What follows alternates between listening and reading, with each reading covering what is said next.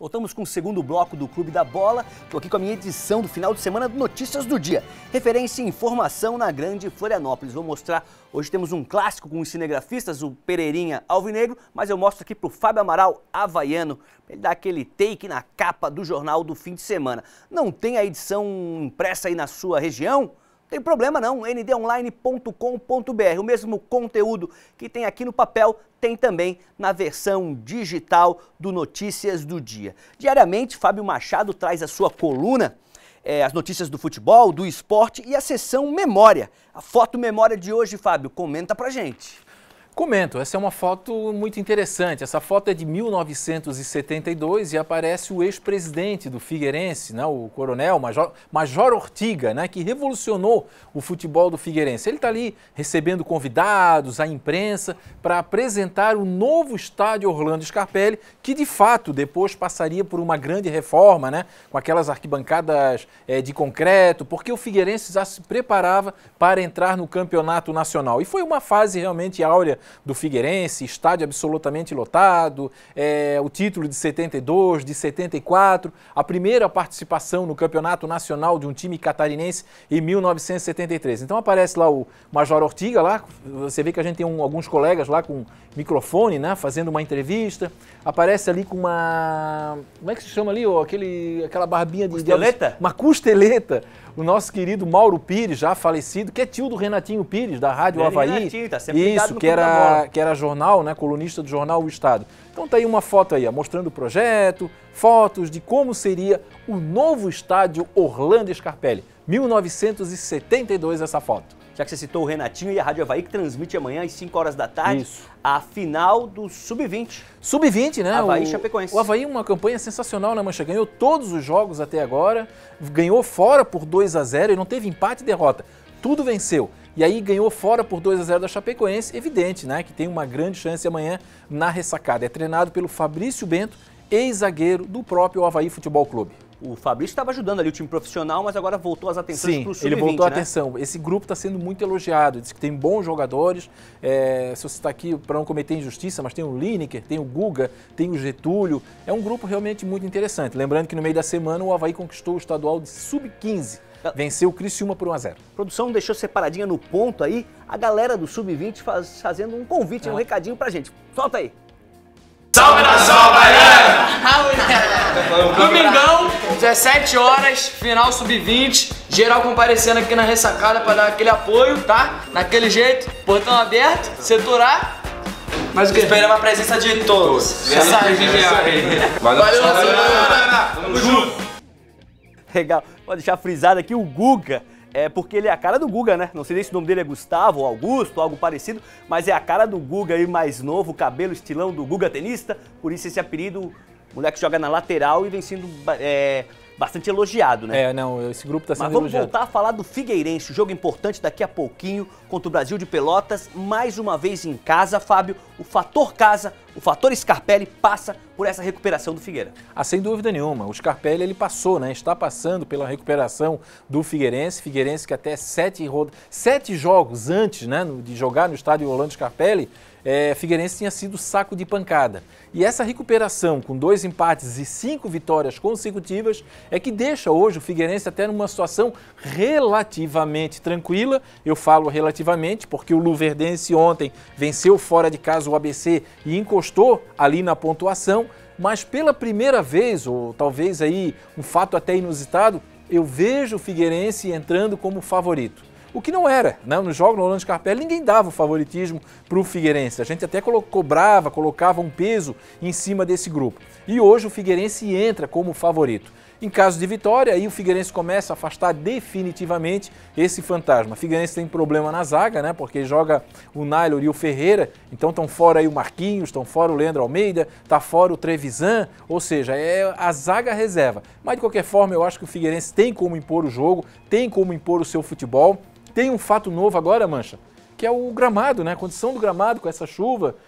Nós estamos aqui no estúdio, não sei nem se está chovendo agora, o programa é ao vivo, mas tem que ver como é que vai se comportar ali as equipes num gramado pesado. Talvez até facilite um pouco o trabalho do time do Brasil de Pelotas, que é um time mais pesado, é um time de mais força, de mais vigor. Mas o Figueirense, estou falando isso depois de muito tempo, é o favorito para essa partida. Legal. O futebol não para aqui no Clube da Bola. A Chapecoense enfrenta o Sport só amanhã, às 7 da noite, na Arena Condá. Um horário meio complicado. O pessoal já começa a se preparar para o início da semana, mas tem futebol no Oeste. O time entra em campo com mudanças. Um clássico, uma disputa de rivais. É assim que a Chapecoense trata o confronto de domingo com o Sport. A explicação é simples. A situação dos dois clubes na tabela. As duas equipes querem se livrar do risco do rebaixamento. E para isso, os 3 pontos em jogo são fundamentais. O Verdão tem 39 e faz as contas para garantir a permanência na Série A. Além do Sport, domingo, a Chape terá outros 3 jogos aqui na Arena Condá. Serão 12 pontos disputados em casa. É ponto de sobra para se manter e buscar um algo a mais na reta final do Campeonato Brasileiro. Mas nós não podemos trabalhar com essa situação de vamos recuperar aqui. Vamos viver um jogo de cada vez. Para esse jogo a gente fazer de uma final e a gente poder pontuar. Então o futebol, se você não tiver ligado, não tiver com a meta aflorada, se não tiver com o objetivo bem delineado, a gente pode ter problemas. Mas para isso, precisa vencer o Sport. Para o jogo, o técnico Gilson Kleina não pode contar com o zagueiro Fabrício Bruno, o lateral Apodi e o meia Canteiros. Douglas Grolli, João Pedro e Lucas Marques foram os escolhidos nos treinos da semana e devem iniciar o jogo no domingo. Nossos jogadores estão bem cientes do que vale esse jogo, o próximo jogo. O jogo mais importante das nossas vidas hoje é do Sport. O adversário Sport vem a Chapecó numa fase ruim, focado no Brasileiro, de onde vem de 2 derrotas seguidas. O Sport vai contar com reforços para a partida de domingo. O meia Diego Souza e o atacante André, que não viajaram para a Colômbia, voltam a ficar à disposição. O lateral Raul Prata e o volante Richelli são dúvidas. O Leão é o 15º colocado com 35 pontos, 4 a menos que a Chape. Legal, tem a matéria da Fernanda. Vamos colocar o Badá no assunto. O Badá falou que ia contar pra gente o que o ex-presidente do Sport tentou agitar no final de semana aí nos bastidores, enquanto o Gilson Kleina quebra a cabeça para montar o time, Badá. Pois é, Mancha, começando pelo time então, mas o time está definido. É a hora de mostrar a força do grupo, né? Todos os clubes passam por essa dificuldade de perder jogadores suspensos ou lesionados e chegou o momento da Chapecoense perder 3 jogadores importantes para o time que vinha num bom embalo, né? O Apodi, o Fabrício Bruno e o Canteiros, que caiu como uma luva no meio de campo nesta nova formação da Chapecoense, mas enfim, joga o João Pedro na lateral direito, estava afastado, fazia bastante tempo lesionado, voltou contra o Atlético Paranaense, vai jogar na lateral direita. O Grolli, que até outro dia era titular, assume a zaga ao lado do Douglas. E o Lucas Marques, um menino aí que já jogou também de titular, entra no meio de campo no lugar do Canteiros. O negócio é manter o embalo, a pegada, a atitude, o comportamento dos jogos anteriores, né? O Chapecoense se tornou um time mais organizado, mais bem postado em campo nas últimas partidas. Foi isso que a gente viu e esperamos que isso continue, apesar aí das modificações que o técnico Gilson Kleina vai fazer. Mas o assunto que repercutiu, né, de certa forma negativa, e repercutiu mal dentro do clube da Chapecoense e também, principalmente, junto aos torcedores, né? Foi uma declaração, uma entrevista que o ex-presidente do Sport Recife deu lá numa rádio de Pernambuco, dizendo que a diretoria eu tô tentando me lembrar o nome do rapaz, estava na ponta da língua, agora que preciso lembrar, eu não lembro. É assim que funciona, né? Mas enfim, ele disse que a diretoria do Sport precisava, ele é atual deputado federal, me parece que já concorreu até a presidente da República, o Coisa Rica lá, o Joinha.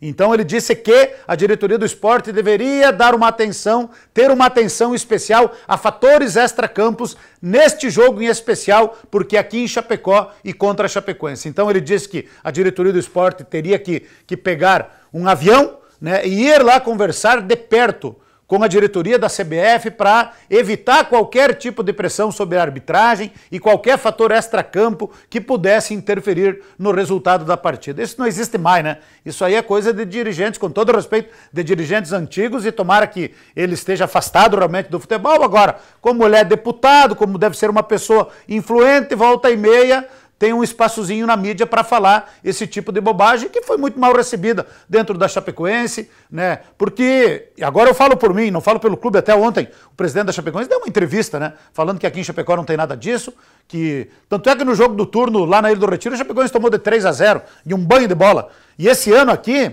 que é o ano da reconstrução, que é o ano da dificuldade para a Chapecoense, esse ano aqui foi o ano dos 4 anos que a Chapecoense está na Série A, que a Chapecoense mais vezes perdeu dentro da Arena Condá. Isso aí que nós estávamos nos deixando preocupados, que a Chapecoense, de certa forma, vinha perdendo a força que tinha da Arena Condá. Todo mundo vinha aqui e ganhava. Agora, pelo menos na última partida, fez uma boa partida, né, e ganhou do Fluminense a última vez que jogou aqui pelo placar de 2-0. Parece que conseguiu resgatar a força da Arena Condá. Então aqui não tem nada de fator extra-campo, algo que prejudica os adversários, porque os caras estavam vindo aqui e ganhando do jeito que queriam da Chapecoense. Agora parece que, finalmente, na hora certa, isso mudou, né? Mas a gente fica na dúvida. Será que a diretoria do esporte, eu não sou de colocar lenha na fogueira, de hipótese alguma, mas será que a diretoria do esporte foi lá na CBF? Será que atenderam a sugestão, a orientação ou a ordem do ex-presidente? Será que o cara é tão influente assim a ponto de dar ideias àquilo que a diretoria tem que fazer? Eu fico na dúvida. Ninguém conseguiu até agora me dizer se foram ou não lá na CBF fazer qualquer tipo de pedido, qualquer tipo de manifestação, o que seja, né? Não sei. Eu acho que não. Agora, a declaração dele me dá o direito de ficar na dúvida. Né? Se é uma prática comum dele, esse tipo de situação, talvez não tenha sido a primeira vez, talvez já tenha feito isso, talvez já tenha obtido sucesso com esta prática aí que hoje, felizmente, né, não é mais comum no futebol. Eu quero crer que não, até porque colocaram um árbitro muito experiente para apitar o jogo, que é o seu Ricardo Marques Ribeiro, que é lá de Minas Gerais, é árbitro FIFA, né? Então sempre que ele vem aqui faz boas atuações, então eu acho que não passou de uma declaração infeliz desse ex-presidente aí, para fazer média com o torcedor do esporte, né, num momento difícil que o clube atravessa. Mas o esporte tem bom time, tem bons jogadores, um time que tem Diego Souza, que tem o André, outros bons jogadores, merece ser respeitado e a Chapecoense sabe que vai ter que jogar muita bola dentro de campo, contar com o apoio da torcida na arquibancada para poder vencer e continuar numa situação tranquila. Se perder, entra na confusão, que nem diria menino Vanderlei Luxemburgo. Então não pode perder, não pode se aproximar da confusão de novo, tem que se manter longe. E para se manter longe, tem que ganhar do esporte amanhã aqui em Chapecó. Badá, seria o glorioso Luciano Bivar. Esse orelha seca aí. Esse aí, o próprio. Esse aí, Luciano Bivar. Grande abraço para o amigo, deve estar nos acompanhando lá no Recife. Ali que você refere. Daqui a pouco o Badá volta. Hoje, rapidinho, o Fábio já deu uma checada ali, confirmou o nome do ex-presidente. O atacante Rafael Grampola. O Juca já falou aqui na primeira participação dele que ele pode deixar o Joinville. Será? Conta tudo pra gente, hein, Juca? Lembra que eu falei que poderia ter sido este o último jogo de Rafael Grampola? Grampola tem uma proposta de fora do Brasil, o Joinville ainda não abriu qual seria o país. O que a gente apurou seria o mundo árabe, que vem com muito dinheiro nessa época, cerca de $1 milhão. Transformando aqui para nossa moeda, né, meu querido Badá, 3,3 milhões de reais. Na atual situação financeira que está o Joinville, devendo para a lavanderia, tem um processo de R$700 mil da antiga... pessoal que servia a alimentação para o clube, deve em lavanderia, deve para jogador, deve para ex-diretor, enfim, deve para muita gente. Então, 3,3 milhões de reais, o Joinville deve mesmo aceitar a proposta. Só que do outro lado, Rogério Zimmermann disse que pretende contar e disse uma frase bem forte após o jogo contra o Inter de Lages. O Joinville vai ser do tamanho que ele quiser, mantendo estes bons jogadores ou não. É uma frase forte, hein, amigos? Legal, Juca. Fábio, o Grampola já se destacava na Série D, mas na Copa Santa Catarina, sem dúvida, o jogador de maior destaque. Tem muita gente de olho nele, né? Não só na Copa Santa Catarina, como na Série C, né? Na Série C. Eu falei DC, desculpa. Não, tudo bem. É na Série C. É um jogador diferenciado, é um jogador muito bom de bola. Agora, o problema do Joinville é que vive uma crise financeira sem precedentes. Por exemplo, o Joinville tem um grande treinador, que é o Rogério Zimmermann. E vocês lembram, quando eu falei aqui no programa, não é o Rogério Zimmermann que tem que se adaptar ao Joinville. É o Joinville que vai ter que se adaptar ao Rogério Zimmermann. E agora também teria que, né, o Joinville se adaptar à grandeza, né, ou esse bom momento do Grampola. Minha opinião, dificilmente vai segurar esse jogador. Legal. Na semana passada a gente anunciou uma matéria, ela acabou não entrando, não deu tempo, programa ao vivo, a gente debateu demais, conversou demais, mas a matéria entra agora. Com a chegada da nova parceria, o Scarpelli, muitas mudanças aconteceram no Figueirense. Uma delas, que pegou muita gente de surpresa, foi a demissão do Dr. Sérgio Paruker, que era médico do time alvinegro há quase 2 décadas. O repórter Cleiton Ramos, o incansável Cleiton, conversou com ele. Chega mais, Cleiton. Marcelo Mancha, estamos de volta aqui no Clube da Bola, agora para batermos um papo com um convidado para lá de especial. Ele conhece como poucos aquele estádio ali, ó, o Orlando Scarpelli. Ele ia completar no próximo dia 1º de janeiro de 2018, 20 anos de Figueirense. Saiu recentemente do clube, onde guarda na lembrança grandes conquistas. Estamos falando do Dr. Sérgio Paruker, um dos personagens mais vitoriosos da história do Figueirense.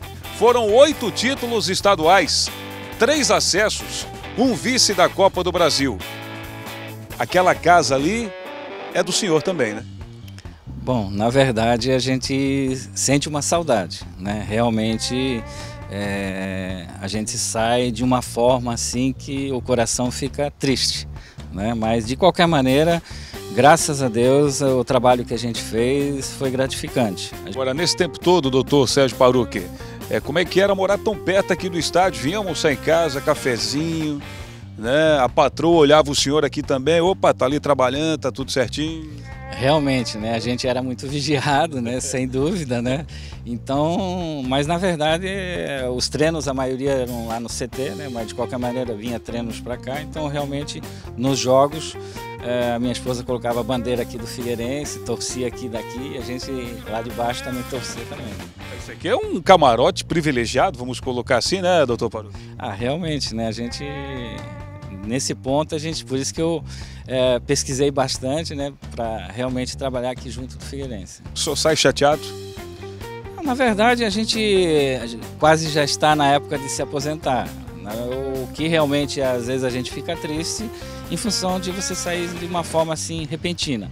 Mas realmente eu estou satisfeito em relação ao que eu fiz no Figueirense. Graças a Deus a gente teve bastante conquista. Então isso que é importante para mim. O senhor não esperava sair dessa maneira, ou pelo menos agora não estava nos seus planos? Não, eu pensava que talvez mais um ano e pouco, 2 no máximo, eu poderia ainda contribuir com o Figueirense. Mas a vida fez com que fizesse assim, então realmente eu estou me sentindo assim, talvez até um pouco aliviado, porque realmente a tensão que a gente vivia no Figueirense era muito grande. Doutor Paruker, como é que é hoje para o senhor olhar aqui o estádio ali de cima, que durante quase 20 anos foi a casa, foi não, né? Dá para dizer que ainda é pelos trabalhos prestados pelo senhor, mas é estranho? Sim, é estranho, a gente torce aqui de cima, né, realmente, e espera que realmente o Figueirense consiga, né, pelo menos permanecer na Série B. Isso é o que é importante, para dar um recomeço novamente, porque a gente realmente, quando começou, vivenciou dificilmente uma Série C. Então, realmente, o Figueirense não merece estar numa situação assim. Doutor Sérgio Paruker, esse tem história, um dos personagens mais vitoriosos da história do Figueira.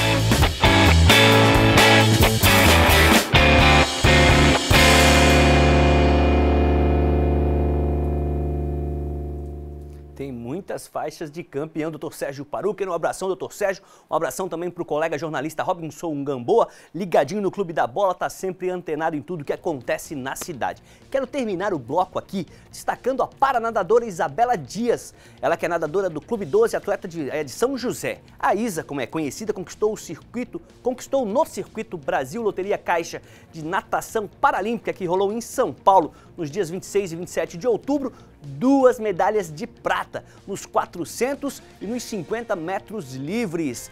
Ela que tem um sonho aí de ir para a Paralimpíada, a grande Isa, mais um talento catarinense aí, agora das piscinas paralímpicas. Um rápido intervalo e na sequência tem mais Clube da Bola. Segura aí!